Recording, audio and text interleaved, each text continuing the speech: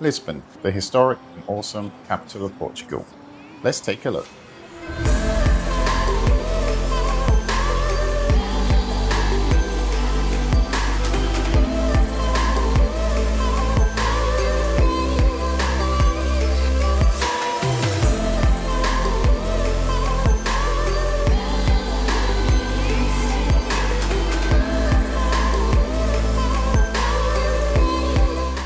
Before we get into the top 10, here is a quick intro to Lisbon. The city has a population of about 500,000 people, with a wider metropolitan area increasing that to about 3 million people, so it's pretty big. Its history stretches back to Neolithic times, and during ancient times it was an important part of the Roman Empire. After Athens, it is the second oldest capital city in Europe, and also the only capital city on the Atlantic Ocean. At one time, Lisbon was the centre of the Age of Discovery and became one of the most important port cities in the world. From here, explorers and navigators charted unknown waters and continents. Today, it is a rich and vibrant city that attracts over 3 million tourists every year. There is so much to see that it was really difficult to choose just 10 places, so I've cheated a little bit and combined some locations together. Let me know in the comments if you disagree with my choices. Alright, enough waffling, let's get to it.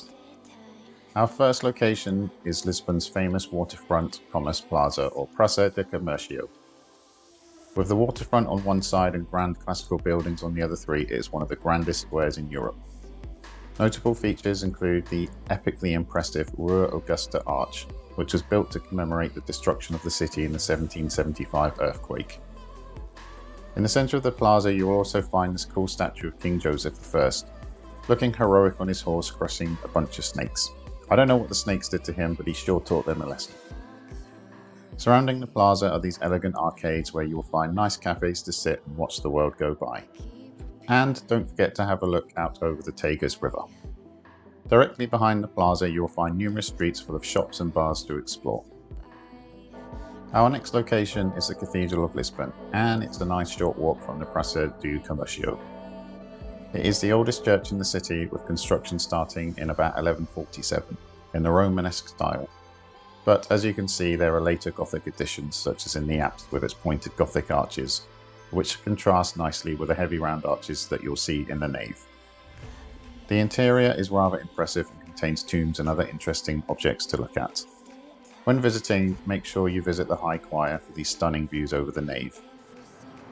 From here you can also access an exterior balcony for some lovely views over the city.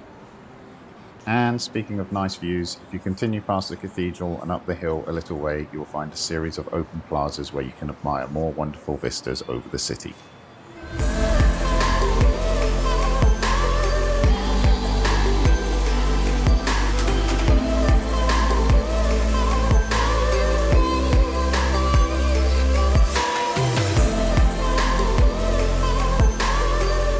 Our third location is nearby and is probably the biggest, the Castelo de San Jorge, which sits on top of a hill and looks very impressive. The hill has been occupied since at least the 8th century BC. The current castle, however, is of a later date with construction spanning many centuries. The current complex gets rather busy and we had to queue for quite a while to get inside, so I recommend getting your ticket in advance. Once inside, you can explore the extensive grounds and walk along the walls for a never-ending series of impressive views. Also inside the castle was a small museum, as well as some exposed ruins. Next up is a viewpoint with some of the best views in Lisbon, the Miradouro de Graça, which I think translates to Grace Viewpoint. It's especially good for sunset, but it does get very overcrowded. As a bonus, in this location you can also visit the former convent and Church of Grace, and explore the peaceful complex with its lovely cloisters and wonderful church interior.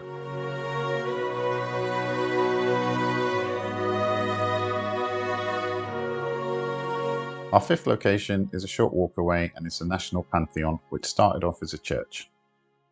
Construction started in 1682 but wasn't properly finished until 1966. It now houses the tombs of many famous Portuguese people, including presidents and writers, as well as monuments to other famous people such as the explorer Vasco da Gama. The building is incredibly impressive with its huge dome. It's possible to ascend to the upper gallery for a great view down into the church to admire the impressive symmetry of the architecture and the extravagant floor tiles. It's also possible to access the roof where you can take in more great views of Lisbon. You don't wanna talk to me, no. All of the locations so far have been within walking distance of each other, but for the next few locations it's recommended to make use of Lisbon's public transport, which in itself is also a great tourist attraction with a number of historic trams, funiculars and a lift. Perhaps the most famous is one of the symbols of Lisbon, the iconic Santa Justa lift. This gets insanely busy, so I recommend avoiding it at peak times. Originally opened in 1901, it connects the lower streets of the Baixa district to the much higher Carmo Square. From the top you will get rather excellent views across the city.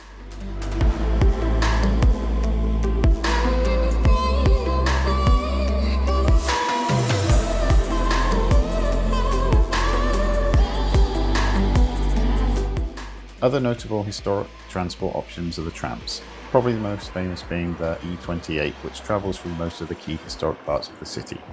Again, this gets really busy, so it's recommended to avoid peak times. There are also funiculars, the coolest of which is the Beaker Funicular, which opened in 1892.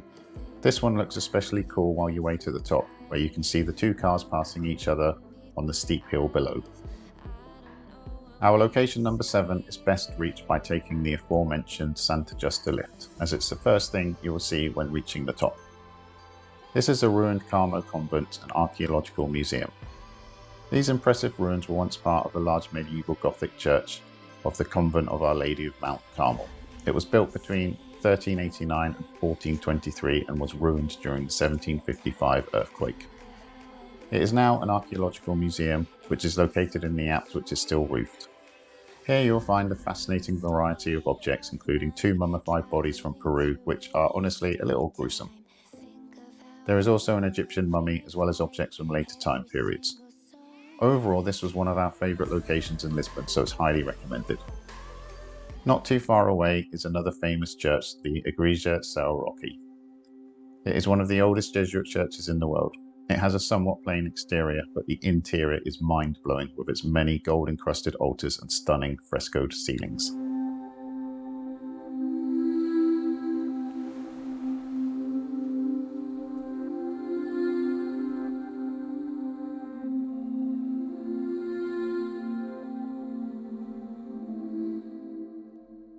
Lisbon is a great place to eat, which brings us to location number 8, the Time Out Food Hall.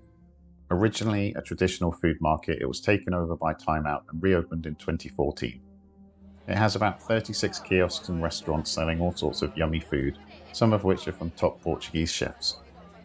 These are mostly located around the large central hall where you can find communal tables to sit and eat. It has a great atmosphere and was buzzing when we visited. Heading further out of the city centre, the next location is the stunning Jerónimos Monastery. This spectacular complex of buildings is one of the most important examples of late Gothic Portuguese architecture.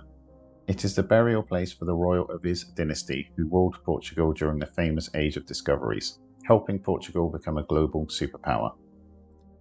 Construction of the complex was funded by the great wealth of the Aviz dynasty. Of particular note are the cloisters, which have 2 levels and are extravagantly decorated. As you can see, it gets very busy, and unfortunately for us we did not realise there were in fact 2 queues, one for the cloisters and another for the church itself, which was then closed by the time we got out of the cloisters.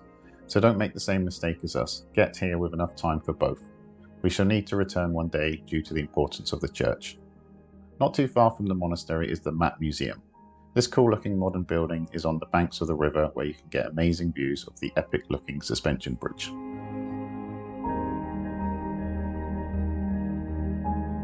Our final locations are very close to the monastery, the most famous being the iconic Belém Tower.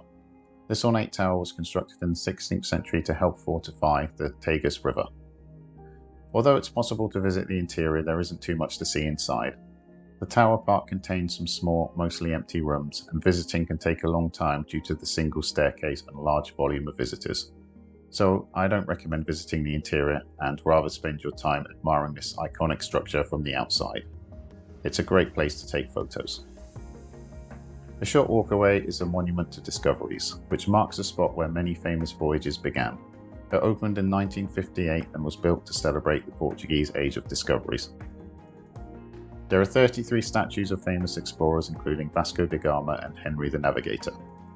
The top of the monument can be visited and has breathtaking views of the Belém Tower, Jerónimos Monastery and the Tagus River. And that seems like a good spot to end this top 10 with extras. Lisbon has so much stuff to see that it really was impossible to pick 10, so I hope this guide helps you to decide where to go in Lisbon. Thank you for watching. Cheerio!